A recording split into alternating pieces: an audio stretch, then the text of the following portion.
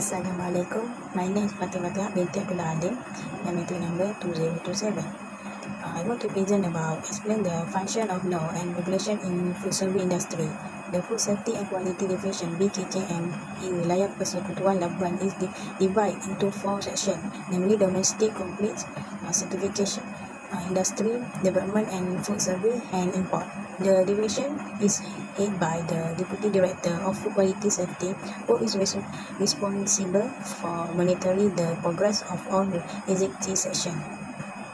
The domestic complete section is responsible for mandatory food premise and taking food sample in accordance with the requirement of the National Food Safety and Quality Program. Information action also carried out by the domestic complete section under the Food Act 198.3 and the Food Regulation 198.5 as well as the Food Hygiene Regulation Food 2009. Next slide, the certificate and food industry and service development section. The certificate section is responsible for assisting in the implementation of the domestic safe food industry responsible certificate program as factory license, packaging drinking water, factory AMB and water vending machine that exist in the federal territory of Labuan. This also involves new certificate as well as renewal of license factory. In addition, the provision of advice on the certificate process is also important. Food industry and service development section, an important activity carried out by this section is to assist in the best, clean, safe and healthy certificates for food outlet premise and also in the safe implementation for school and dormitory kitchen. Activity include the promotion and training on the best certificate program and the school safe program as well as update record for this certificate activity. This session is held by a Food Technology Office. Import section which is responsible for mandatory importer food entering Labuan. This section is responsible for inspecting food, consumption and taking sample of imported food for mandatory purpose. In addition, providing up-to-date information on import activity is also an important task. At the management level, BKKM is responsible for monitoring the work done by its section. Apart from that, BKKM at the management level is also responsible for planning food safety, promotion activity, food export activity, and also provide information on the food safety program received from the Food Safety and Quality Division to its section. Okay, that's all for me. Thank you. Okay, I pass to Muhammad Rahimi and Nadia. Thank you. Hi, Assalamualaikum. My name is Nur Nadia Natasha, 17DHF 18F2998. I will explain about the implementation of law and regulation in food service industry. National legal frameworks are a key pillar in an effective food control system. In all countries, food is governed by a complexity of laws and regulations which set out the government's requirement to be met by food chain operators to ensure food safety and quality. The objective is to meet a country's sanitary and phytosanitary requirements. Food must comply with the local laws and regulations to complete market access. Next, these laws ensure the safety and suitability of food for consumers, and in some countries, food laws also govern food quality and composition standards. That's all from me. Thank you. Hi, Assalamualaikum. My name is Wan Muhammad Rahimi. Okay. This section is the implementation of law and regulation in food service industry. Okay. Food and Agriculture Organization, aka FOA, helps government in drafting, amending, and updating national food safety and quality laws and implementing regulation to strengthen the system of food control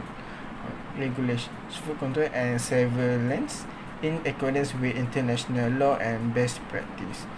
Okay, the first point is harmonizing national legal frameworks with codex alimentarius, standards, guidelines, and related texts. Okay, second, promoting the adoption of the risk analysis approach for improving food control system. Okay, third is supporting countries in their efforts to develop science and evidence-based food control system that protect the health of consumers.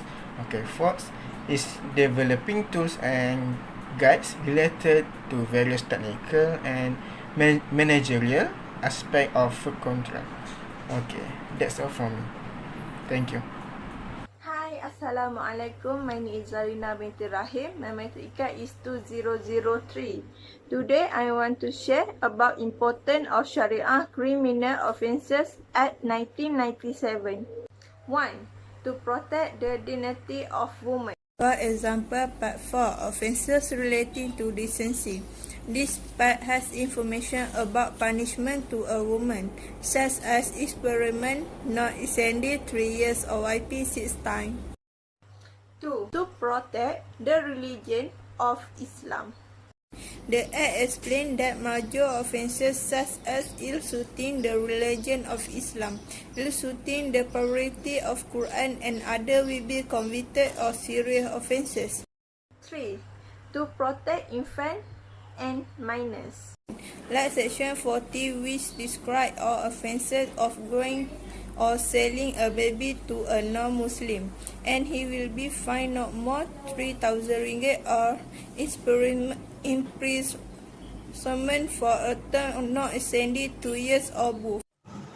Thank you, Zarina. My name is Nurshafat Asma binti Muhammad Uzraimi, and my matric number 17-F18F2029. Now I want to continue about importance of Sharia Criminal Offences Act Federal Territory 1997.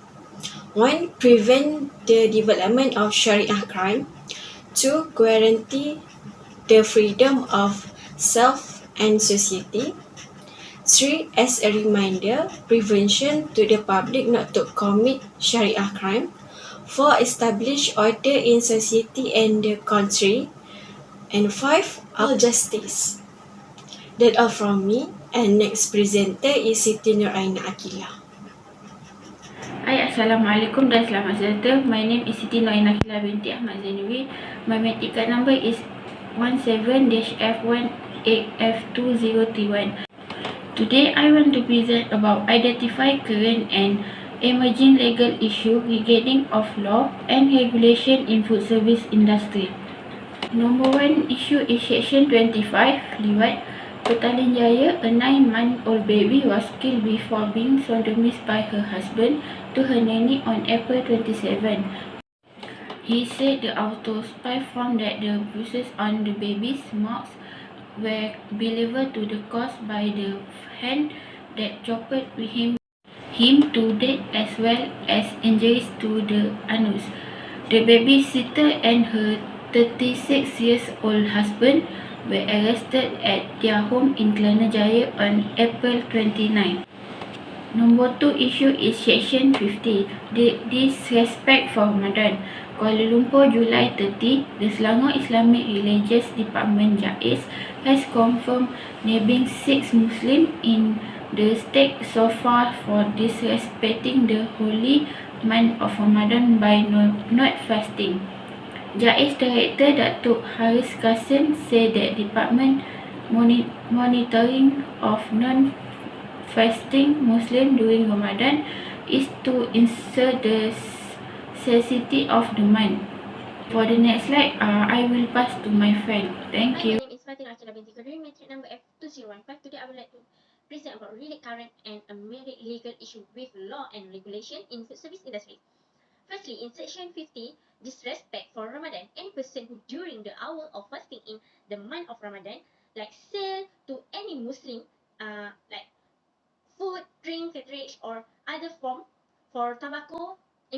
consumption during such hour or openly in public place is found to be eating, drinking, or smoking shall be guilty of an offence and shall on conviction be liable to a fine not exceeding 1,000 ringgit or to imprisonment for a term not exceeding 6 months or to both, and for a second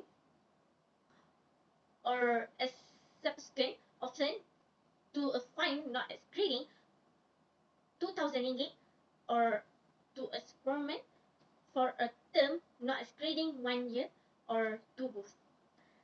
Section 2, Lewat. In mere person who commit lewat shall be guilty of an offence and shall on conviction be liable to a fine not exceeding 5,000 ringgit and to imprisonment for a term not exceeding 3 years or to whipping not exceeding 6 strokes or to any combination thereof. Okay, that's all for me. Thank you.